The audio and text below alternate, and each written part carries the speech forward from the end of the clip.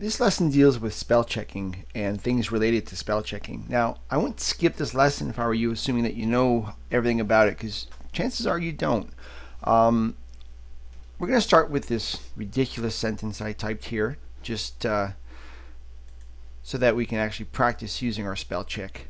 As you type in Microsoft Word, you're going to make certain mistakes that will be corrected automatically. There's a feature called autocorrect, which I deal with in another lesson called autocorrect, that does this for you. However, of course, it's not perfect. It's not going to catch every mistake. So as I was typing here, these are the mistakes that stuck. And of course, they're underlined in red, and that signifies that you've got spelling mistakes in your document.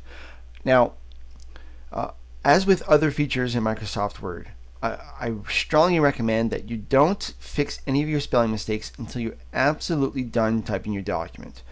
It's a huge waste of time to stop typing and to correct something because you've misspelt it. Just type the entire document and then run your spell check once when you're done. If you're done typing and you have very few mistakes, I recommend using the right-click option. So you just simply right-click on a word, and right away you get a list of options. And by simply clicking on the word that's properly spelt, you will replace the one that's misspelt in your document, and off you go. So if you don't have very many, just right click. But again, don't worry about your spelling mistakes until you're totally done typing your document. Now, I've added the spell check on my quick access toolbar because I use it all the time, and if I happen to be on another toolbar, I don't want to have to be looking for where the spell check is. All right. So rather than worry about where I might find it, okay, I added it to this bar, and I recommend you do the same. Now, in case you're wondering where did they put it, oddly enough, they put it on the Review tab here. So in order to get to your spell check with this new version, you got to go to Review and then go to Spelling and Grammar. Quite frankly, I much prefer this. So I'm going to launch my spell check. Same as it's been for years, hasn't really changed. However, you may not have always understood exactly what all of these things mean. So I'm going to cancel. I'm going to start back. I'm going to put my insertion point at the beginning of the document because I want to start here, and then I'm going to launch it. And then say yes. Now, first of all, ignore once would mean if you have spelt somebody's name and you know that you've only typed it once in the document and you know that it's correct, you would say just ignore that. Ignore that person's name or the name of a city or some kind of a word that refers to some kind of industry specific jargon that you know is properly spelt. You can say ignore that once because I know it's a word. Ignore all, you would say if you know you have a person's name more than once, right? Like an odd name, and you know that you've got it several times in the document, you say, you know, ignore all occurrences of this word because I know it's properly spelled. So that's what those two are for. Add to dictionary. Careful what you add to your dictionary, because once you've added it, it will never be flagged as a mistake again on this computer. You would add to the dictionary your name, first name, last name, the name of your city, the name of your company. Again, I mentioned the words industry-specific jargon. You may work in the medical field where certain words are not going to be found in the dictionary, but you know that they're properly spelt. You would want to take some time and just add a whole bunch of those to the dictionary. I know in the legal profession, they have to add several words to their dictionary so that they don't get flagged as mistakes over and over and over again. So take some time and add at the very least your name, first name, last name, the name of your city, the name of your town, maybe even the name of your company so that they don't get flagged as mistakes. So that's what the add to dictionary feature is for. Next is this change button. That's the one most people use, and they just assume oftentimes that the first one is going to be correct. This feature is so good that oftentimes the first one is correct. Do not get lulled into this false sense of security, however. All right, they give you a list of suggestions because they know the first one may not be correct. And in this case, it's not correct.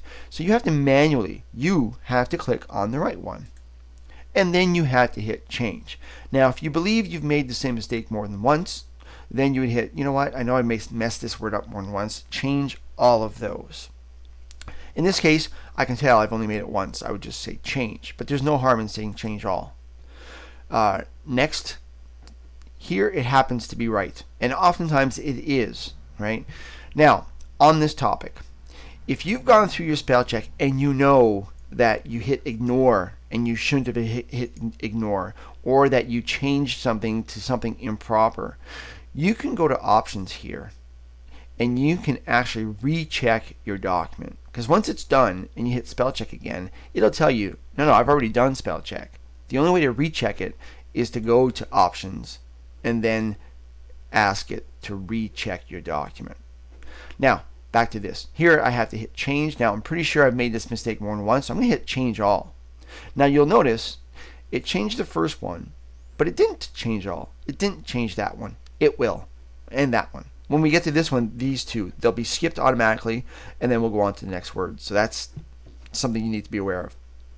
Here I have very, first suggestion once again is correct, so I'm going to hit change, and then I have well. Once again, the first one's correct. Change, as, change, long. Here, it's not the first suggestion. It's the last one. So I have to hit change here. As, it's the first one. Half. Okay, it's the first one. Now, here's a really good example. I've messed this word up so bad that it doesn't even offer it as a suggestion. This is going to happen.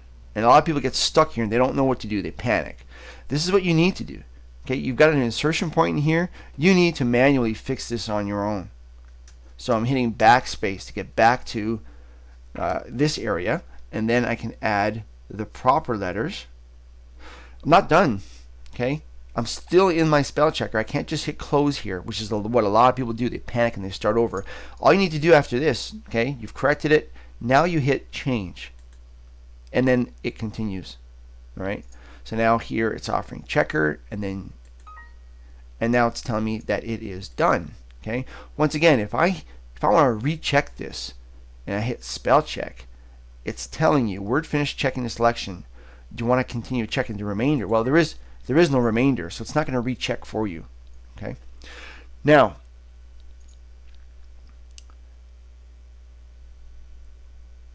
the next feature I want to talk about is a really good feature.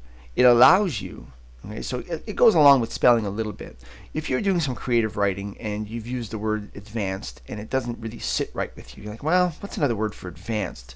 All you need to do is right click on that word, go down to synonyms, and Word will give you a list of words that mean the same thing. So instead of an advanced, I can say complex. And then by clicking on complex, I've replaced the word advanced with complex that quickly, that easily. Neat little feature. I use it all the time, especially when I'm doing creative writing and I find myself using the same word over and over again. So the thesaurus is a great little tool. So those are the basic and not so basic elements of your spell check. One last thing I wanted to mention, and that deals with your I want to talk about your grammar check here. And once again, it won't let me back in here. Now, if you wanted to recheck this, what you need to do, if you need to recheck the spelling, or here, I want to access my grammar spelling, my grammar check options, but because I've already run this, it won't let me in. What you need to do is go to your Office button here, and from there go to Word Options and Proofing. And from here, I can recheck my document. I can also set my settings for grammar checking, let's say. Now, I love the spell check feature. I always have in Microsoft Office, Microsoft Word.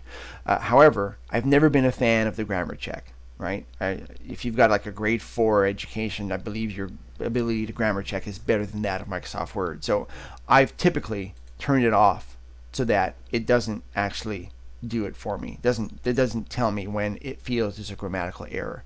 And that's where you can do that from. And when you want to recheck your document, you can just hit that